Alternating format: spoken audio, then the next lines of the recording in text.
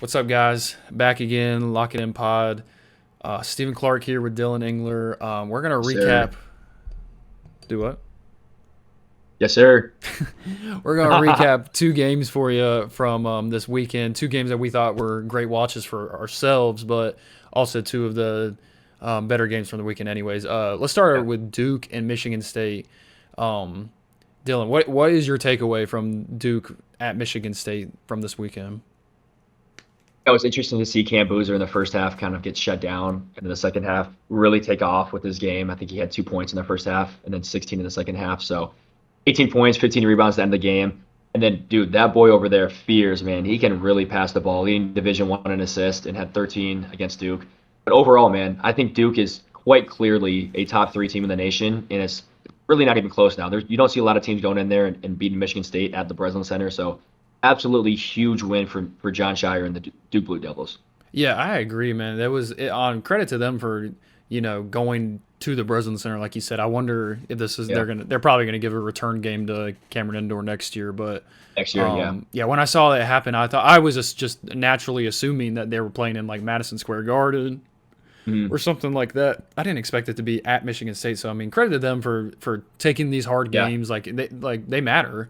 And my takeaway from the game was just how stagnant the Michigan State offense got down the stretch. I mean, like you said, Jeremy Fears, man, like he sure can pass, but he had 11 assists in the first half, finished with 13. crazy, So bro. That's I crazy. think where Michigan State gets most of their offenses out in transition, because they struggle in the half court a little bit. I mean, Jackson Kohler is definitely a mismatch for them, and especially with his pick and pop ability. But man, when he wasn't shooting the three or anything like that, like they were struggling. I mean, it's kind of gross to watch Cohen Carr and Yeah, number two Tang and like these other guys in the half yeah, court because yeah, man, they struggle to score the ball. Like if they're yeah. They not getting an do. offensive rebound or dumping it down low to Cooper or Kohler, like man, it was a tough watch.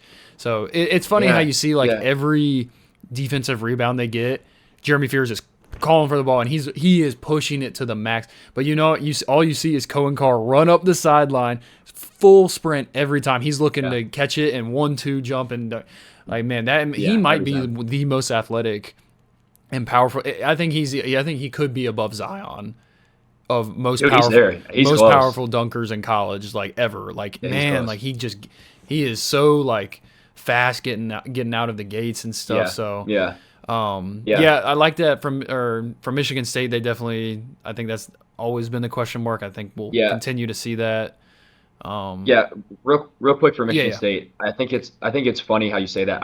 I almost think that this is like not their most talented team ever. Like I don't really think they're that talented across the board. And I think the one thing that they're missing is like a bucket getter. Like, okay, let's give the ball to Hmm. this dude and let's go get him a bucket, bro. Like 20 points a game, like 5-star out of high school. Like you don't really see that on the Michigan State team. Um, I think it's credit to Tom Izzo for kind of finding his team's identity early and kind of capitalizing on what they're good at because he knows they're not going to be able to get like solid buckets throughout the whole game.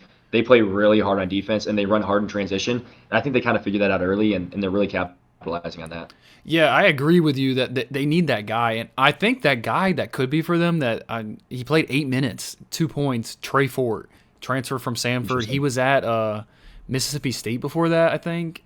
And man, like he's got Yeah, he's got some offensive boogie to him. Like he can get in there and he can go on a heater, but yeah, I just don't see that from anyone else. I mean, like I said, I don't think I ever want to see Cohen Carr shoot a three or a jumper again. I mean, yeah, yeah, yeah. multiple jumpers he had Exactly. coming off where he shot it and it's like short and to the left or like something. It is just not even close. Yeah, you get But I ugly. mean, like you said, I mean, death taxes and Cameron Boozer giving you 20 and 10. So every Crazy single dude. time he gets shut out Yeah. in the first half and ends up with 18 on 7 of 13 shooting, 15 rebounds, like 5 assists. Like you just know that he's going to bring hustle and he's going to bring you at least 10 boards a game.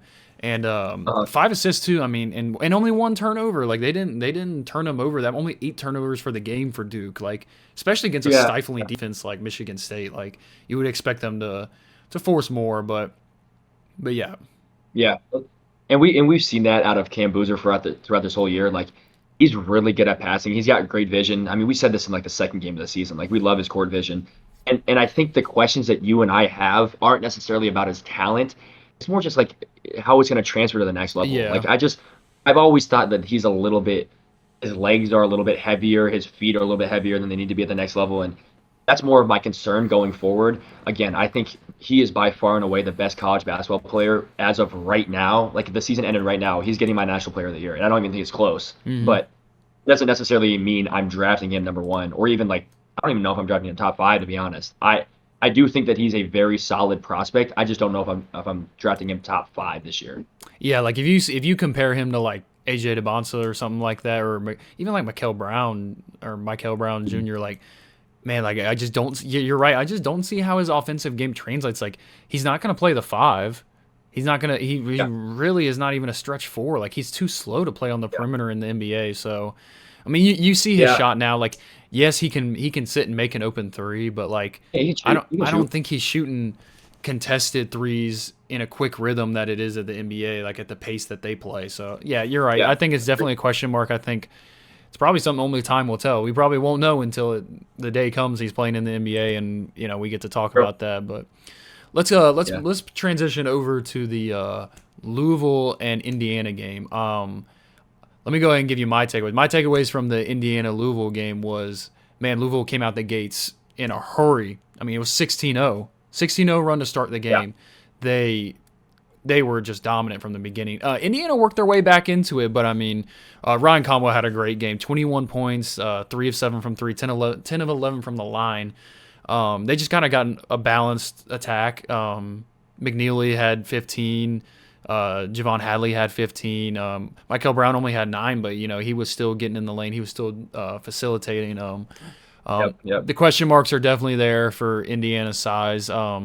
I know I made a video earlier in the year talking about Indiana was my pick, and I'm hesitant now. I was not impressed from the big men for Indiana, Reed Bailey and Sam Alexis. I just don't know how they're going to hold up playing in Big Ten play. But I'll tell you what, Tucker DeVries is that dude. I mean, 26 points.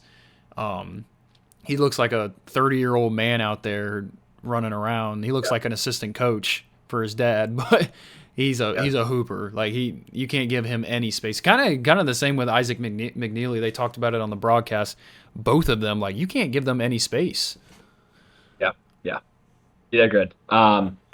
Yeah, I think DeVries, I guess Indiana first. I've had my question marks with Indiana. The advanced metrics really like them, and I know that you're higher on Indiana than I am. I think you think they're going to win the Big Ten. Unfortunately, they're starting to 0-1 in the Big Ten, so they got to kind of work uphill there. We love DeVries over here. Another guy I want to shout out, Lamar Wilkerson. I think he's playing Yeah, really well this year. 16 points a game. He's averaged like the last 5 games. He's averaged like 18 points a game. He's not really scoring in single digits ever. So he's a good shooter, shooting like 39% from the field. Good shooter. On the Louisville side, man, I've always liked this team. I like this team from the beginning. This was kind of like a preseason pick of like, oh, they're in like the 6 through 15 range. Like, is there any teams that can like move up? And I'm like, yeah, I think Louisville can move up.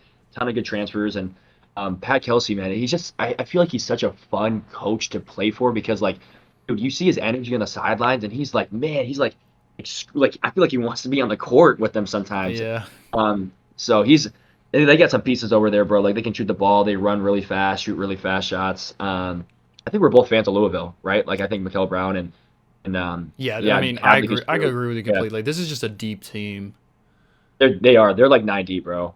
I mean, when you got Kason Pryor, man, good piece for them towards ACL last year, but like he's coming back from his injury and like he played 4 minutes. And he's like their 10th Yeah, guy off the bench, like pretty much yeah. their third big, fourth big Yeah, almost.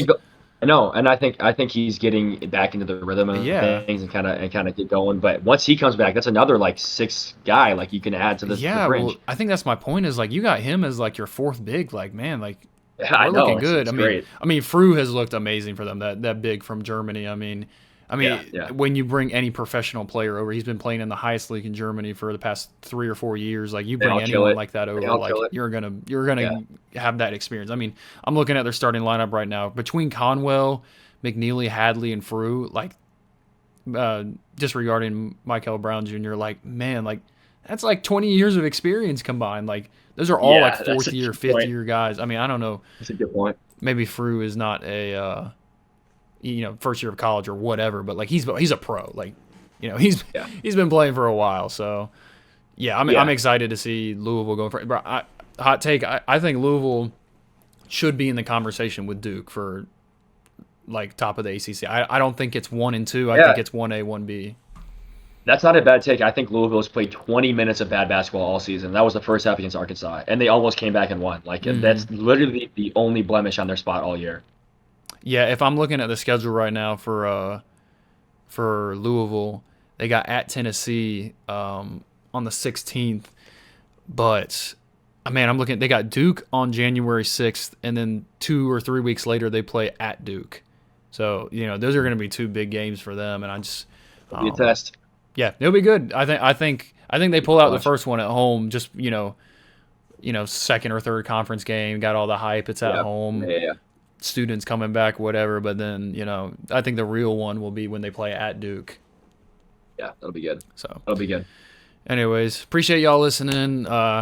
Give us some comments. Give us some suggestions. We put our emails in the email in the bio. Send us some suggestions of what you want us to talk about. Appreciate you loyal followers, man. I know same 4 people will be liking all of our Instagram posts. We appreciate y'all. Y'all know who you are. Basically, just my wife and a couple other people, but love the fan base. Hopefully, I think the next step for us, what we've been talking about, is maybe bringing some people on. We want to hear from some more big fans. time. We want to hear from some people. I've got a couple people in mind. Dylan's got a couple people in mind. Yeah. Will be great to see. Tune in Saturday night, 7 p.m. South Carolina hosts the Citadel. I'll be calling it on ESPN Plus. So my first time ever doing it. So don't hate on me, but hopefully I do a Easy good on job. him. So, anyways, Love it. Love it. appreciate y'all. See ya. Thanks, guys.